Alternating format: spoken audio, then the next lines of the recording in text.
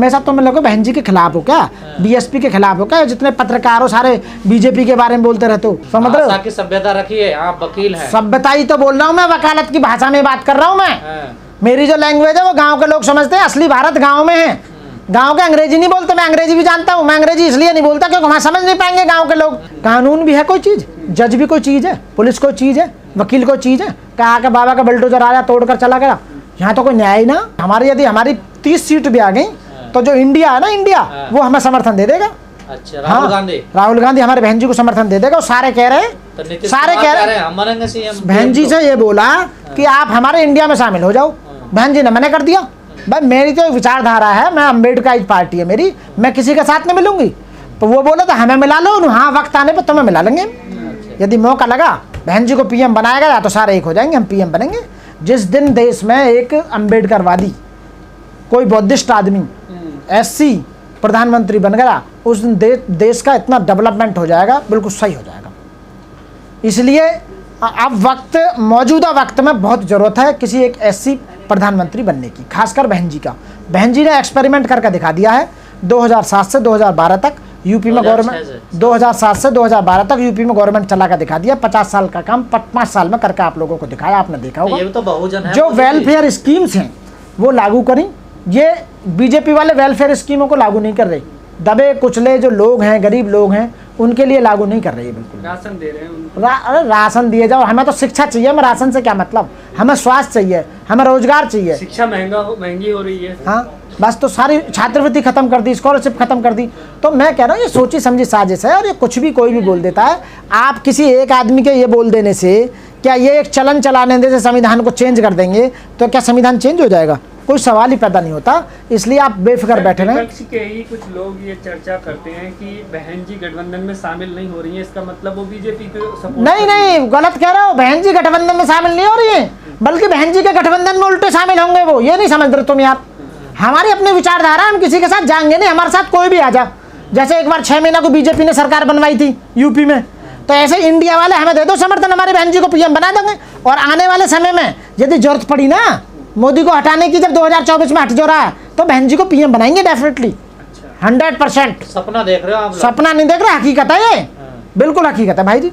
बहन जी पीएम बनेंगे और देश को सही तरह से चलाएंगे। सही हाथों में देश होगा, भाईचारा, बंधुता, न्याय, समाज। वोट तो कोई दे ही नहीं रहा आपको। क्यों ना देंगे वोट भाई? वोट देंगे। अब देखा नहीं, पूरी जनता कह रही है वोट मिलेंगे भी। अब क्या स्थिति तुम्हारी सबके सामने? आज की स्थिति है 10 MP लोकसभा में और 1 राज्यसभा में है ना, 10। वो भी गठबंधन की बदौलत से। अरे यार तुम कैसी बात कर रहे हो? हमेशा तुम लोग बहन जी के खिलाफ हो क्या? बीएसपी के खिलाफ हो क्या? जितने पत्रकार हो सारे बीजेपी के बारे में बोलते रहते हो, बहन जी के बारे में नहीं बोल सकते क्या? बीजेपी डंका बजा रही है पूरी दुनिया में, भारत का नाम रोशन कर रही है। हाँ, जब तो 1 लाख करोड़ रुपए उधार ले लिए वर्ल्ड बैंक से, नाम रोशन करा वहाँ जाकर। तो हर कोई देश लेता है, कोई भारत ही ले रहा है। 70 साल में 55,000 करोड़ और 9 साल में 1 लाख करोड़। तो 60 साल में करा क्या आप लोगों ने? नहीं, इन्होंने क्या करा? 1 लाख करोड़ का कहाँ गया पैसा? देश बेच लिया, वो कहाँ गया पैसा? संविधान और जो पीएम यानी कि प्रधानमंत्री केयर फंड में पैसा आया वो कहाँ गया? सारा पैसा बताओ। और अरे रिजर्व बैंक का सोना रख दिया, वो कहाँ चला गया पैसा भैया? डेवलपमेंट हो रहा देश में, देश में पे जा रहे हैं। देखिए देश में डेवलपमेंट हो रहा, बीजेपी के नेताओं को डेवलपमेंट हो रहा। खा गए सारा पैसा, सारा बैंक में जमा कर दिया, स्विस बैंक में जा जाके 1-1 लाख करोड़ एक आदमी से ले लिया है। 1-1 आदमी के अकाउंट में 1-1 लाख करोड़ है, ये समझ लो। चांद पे जा रहे और सारे परेशान है। तुम भी तो परेशान हो, तुम भी परेशान हो, हम भी परेशान है, जनता परेशान है, किसान परेशान है, महिला परेशान है, खिलाड़ी परेशान है, सब कुछ परेशान है। बेरोजगार परेशान है, डॉक्टर अस्पताल परेशान है, पूरा जज परेशान है, सुप्रीम कोर्ट परेशान है, न्याय व्यवस्था परेशान है। तो फिर अब क्या रहेगी? जब जासू परेशान है तो 2024 में लोग वासु परेशान है। सबका अच्छे दिन आ गए। अब अच्छे दिन तब औरों के आएंगे।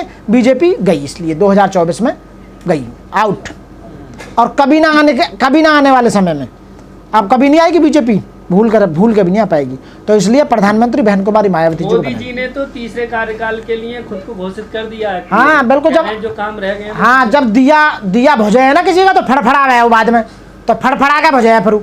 तो यार टाइम मोदी जी फड़फड़ा रहे हैं, बीजेपी फड़फड़ा रही है, दिया भुज रहा है इनका, समझ रहे हो? सभ्यता रखिए, आप वकील हैं। सभ्यता ही तो बोल रहा हूँ मैं, वकालत की भाषा में बात कर रहा हूँ मैं। मेरी जो लैंग्वेज है वो गांव के लोग समझते हैं, असली भारत गांव में है। गांव के अंग्रेजी नहीं बोलते, मैं अंग्रेजी भी जानता हूँ। मैं अंग्रेजी इसलिए नहीं बोलता क्योंकि वहाँ समझ नहीं पाएंगे गांव के लोग। और गांव के लोग ही असली भारत गांव में बसता है। 70% लोग जनता गांव में निवास करती माननीय है। प्रधानमंत्री हैं वो देश के। माननीय प्रधानमंत्री जी का दीपक बुझ रहा है 2024 में। अब ठीक है, 2024 में माननीय नरेंद्र मोदी प्रधानमंत्री जी हार रहे हैं क्योंकि उन्होंने कुछ नहीं करा, वो असफल रहे हैं हर चीज में। बिल्डोजर से डर नहीं लगता? बिल्डोजर क्यों चलाएगा भी कोई? क्यों चलाएगा बिल्डोजर? हाँ देखो, ये इससे ही तो लोग परेशान हैं। बिल्डोजर किसी भी काम को या किसी भी चीज को खत्म करने के लिए एक न्याय व्यवस्था है, ड्यू प्रोसेस ऑफ लॉ है, कानून भी है कोई चीज, जज भी कोई चीज है, पुलिस कोई चीज है, वकील कोई चीज है। कहा कि बाबा का बिल्डोजर आया तोड़कर चला गया, यहाँ तो कोई न्याय ना, इसलिए उस बिल्डोजर से परेशान होकर 2024 में जा रहे हैं। बाय बाय टाटा हो रही है। So all those slogans and calls for Beti Bachao, they seem to be mere election slogans, and the various initiatives by the government like the Criminal Law Amendment Act 2018 and that imposes more stringent penalties including death penalty for the rape of girls under the age of 12. They are not bringing desired effect. That's what it shows. Similarly, we have initiatives like the emergency response support system with a single number, that is 112, for all emergencies. But even that seemed to be not working well in our country. So what we feel is, Jamaat-e-Islami strongly believes that the best way to prevent these type of crimes with the support of law should be there, but at the same time we need to work for developing a society which is based on morality and ethics.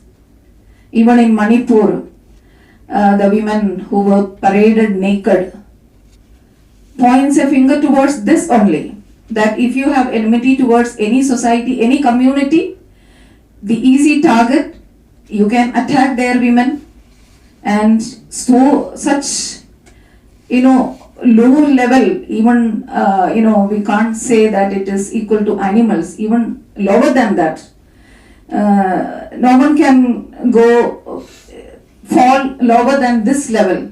This kind of atrocities are going on across the country because of this lack of moral and ethical values. So we need to give focus on this, and only a society that respects the dignity of women, promotes modesty and decency, and discourages vulgarity and licentiousness can prevent women from being exploited and becoming a tool for the market forces to earn profits. So Jamaat-e-Islami Hind calls upon the people of India to avoid treading the path of the Western culture, which deprived women of their true dignity in the name of freedom and liberty. Women must get their due rights and be empowered, but not at the cost of their modesty and distinctive roles in the family. And we all need to work together for enabling and making the public spaces safe and secure, so that even the women and girls can become contributing members of our society. Thank you so much.